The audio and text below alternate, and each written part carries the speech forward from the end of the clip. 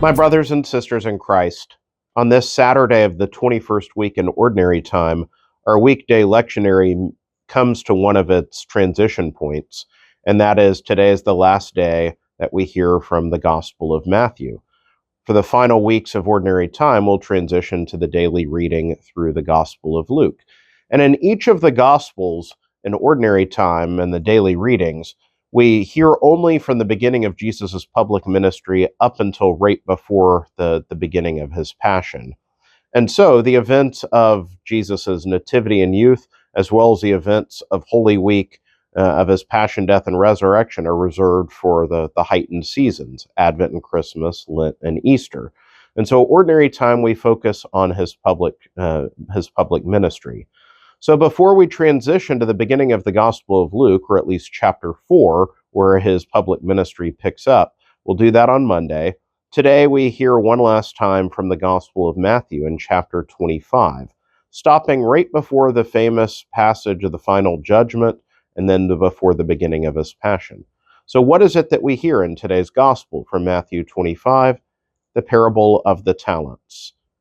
This parable gives us a very simple question that we need to consider as spiritual homework. It's a good check-in, which is, what am I doing with that which God has given to me? How is my stewardship doing? We see in the parable that different numbers of talents are given to different servants. And so it's not just a flat-out measuring contest of who has more or less, whatever. That doesn't matter. But instead, the judgment comes on each servant. What did you do with what you were given? Now, this parable can make it seem like just a financial question, like who's the best investor? But it's so much more than that. And so is our stewardship. Yes, certainly we need to examine in terms of material goods that we've been given, how are we using and enjoying them? What amount of it is used for my own indulgence versus what do I do to share generously for the needs of others? But it goes beyond finances to the gifts and talents that I've been given, the gift of my time. With all of these various things, how am I being a good steward? If everything I have is given to me by God to be put to use in his service, how am I doing on that front? Am I generous? Am I bearing much fruit and making, in a sense, more talents for the master?